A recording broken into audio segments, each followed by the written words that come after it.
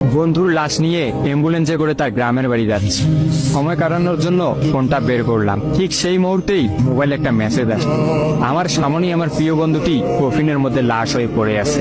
Message করেছে আমার সেই মৃত ফ্রেন্ডের গার্লফ্রেন্ড অবন্তী। আমি মেসেজগুলো পড়া শুরু করলাম। ফাহাদ, আমাকে মাফ করে দিও।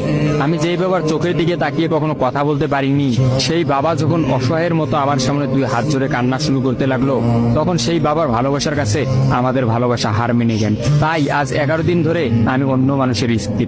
তোমাকে কথা দিয়েছিলাম জীবনের শেষ সময় পর্যন্ত তোমার সঙ্গে থাকবো। আমার সব সময় ভয় হতো যে তুমি আমাকে কষ্ট দেবে, হয়তো আমাকে ছেড়ে অন্য কাউকে বিয়ে করবে। অথচ দেখো, আমি তোমাকে কষ্ট দিলাম, আমি তোমাকে রেখে অন্য পুরুষকে বিয়ে করে ফেললাম। জীবনটা বড়ই অদ্ভুত, তাই না? তোমার কি মনে আছে আমি তোমাকে কাঁদতে কাঁদতে বলতাম আমাকে কখনো ছেড়ে যাবে না? তো তুমি হাসতে হাসতে উত্তর দিতে, আমি তোমাকে কখনো ছেড়ে যাব না, তুমি আমাকে ছেড়ে গেলে যেতে পারো। তখন আমি অনেক রাগ করতাম, কারণ আমি তো তোমাকে পাগলের মতো ভালোবাসতাম। তুমি নেই এরকম কোনো পৃথিবী আমি কল্পনাও করতে পারতাম না। অথচ দেখো, আজ অন্য কেউ হচ্ছে আমার স্বামী। রোজ তার সাথেই আমাকে ঘুমাতে হয়, ঘুম থেকে উঠে তার মুখটাই আমাকে দেখতে। মানুষের জীবন এমন কেন যে যাকে চায় যদি তাকে পায়?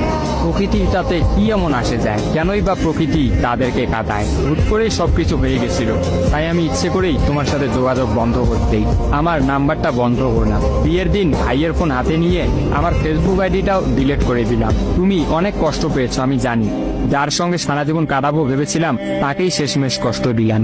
আমার পরিবারের সবাই খুশি, আমার স্বামীটা অনেক ভালো, এখন পর্যন্ত যা ব্যবহার করেছে আমার ভালোই লেগেছে। তবে ভবিষ্যতে কি হবে জানি না। তোমার কি আমার সেই প্রথম দেখা হওয়ার কথা মনে আছে? তবে সেটাই যে প্রথম দেখার, সেটাই যে শেষ দেখা হবে, এটা কখনোই ভাবতে পারি। আসলে মানুষের চিন্তার বাইরে যে কত কিছুই ঘটে, তাই না? সেদিন আমি তোমার সাথে 3 ঘন্টা ছিলাম, কিন্তু সেই 3 ঘন্টায় কেউ কাউকে স্পর্শও করিনি।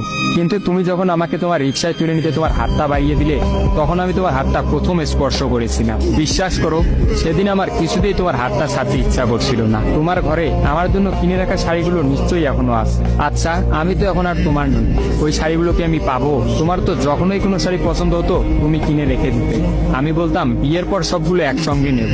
দেখো, আজ আমি বিবাহিত, কিন্তু আমার স্বামী তুমি নও। আমি এমনটা কখনোই চাইনি। নিজের পছন্দের একটা মেয়েকে বিয়ে করে নিই, তারপরে শাড়িগুলো তাকে দিয়ে দিই।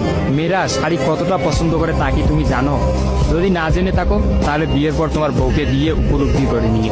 তোমার সাথে আমার অনলাইনে পরিচয়, তাই চিন্তা করেছি কোনোদিনও বেঁচে থাকতে আর অনলাইনে যাব না। আমার নাম্বারটাও বন্ধ করে দিয়েছি।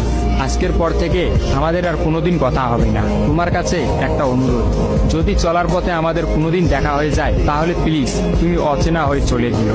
নিজের যত্ন নিও আর জীবনটা গুছিয়ে নিও। জীবন তো একটাই, ভালো থেকো। কিন্তু আমি ভালো নেই। চিঠি, তোমার ওই অবন্তী। সবগুলো মেসেজ একত্রে পড়লাম। আমার সামনে চিরনিদ্রায় শুয়ে আছে ফাহাদ। অবন্তী পরপর 5 দিন অনলাইনে আসেনি এবং ফাহাদের সাথে কোনো যোগাযোগ করেনি। তখন এক রাতে অফিস থেকে ফিরে ফাহাদ রাগ করে তার ফোনটা আসার গিয়ে কিনে ফেলে। ভাঙা মোবাইল আর ঠিক করা হলো না। ফাহাদ তার সিমটা আমার ফোনে ইনস্টল করে। জরুরি কোনো কল এলেই একমাত্র ফাহাদকে দিতাম। আর ফাহাদ রাগ করে বলল, যতদিন না পর্যন্ত অবন্তী আমাকে SMS করে ততদিন পর্যন্ত আমি আর নতুন ফোন কিনবো না। মোবাইল ভাঙার 2 দিন পরেই ফাহাদের প্রচন্ড জ্বর আসে। একদিনের মধ্যেই ফাহাদকে হাসপাতালের মধ্যে ভর্তি করলাম। ডাক্তার পরীক্ষা নিরীক্ষা করে বলল ফাহাদের ডেঙ্গু জ্বর হয়েছে।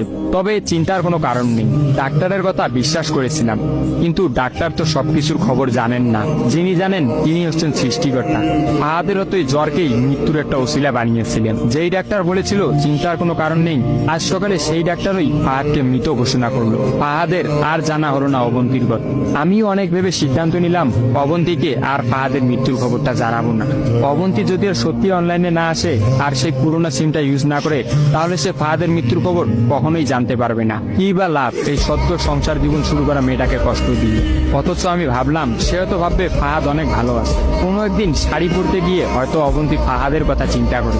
সে হয়তো ভাববে ফাহাদের কিনা শাড়িগুলো হয়তো তার স্ত্রী পরে রোজ তার সামনে আসে, কিন্তু ফাহাদের সাদা কাফন পরে কবরে যাওয়ার ঘটনাটা না হয় তার অজানাই থাকে।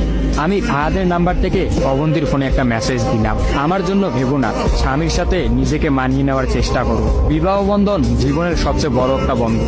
ভালো থেকো আর স্বামীকে ভালোবেসো। অবন্তী রিপ্লাই দিল, এত সহজে ক্ষমা করে দেওয়ার জন্য অনেক ধন্যবাদ, আর মেসেজ দিও না।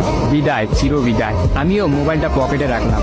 অ্যাম্বুলেন্স ততক্ষণে ফাহাদের বাড়ির সামনে পৌঁছে গেছে। কফিনে রাখা ফাহাদের মৃতদেহটা নেওয়ার জন্য সবাই দাঁড়িয়ে আছে। আমি ফাহাদের কফিনটা স্পর্শ করে বিড়বিড় করে বললাম, তোর সঙ্গে আর কোনোদিন একই গাড়িতে চড়ে ভ্রমণ করা হবে না। আজ তোর আর আমার একসঙ্গে ভ্রমণের শেষ দিন। বিদায় বন্ধু, চির বিদায়।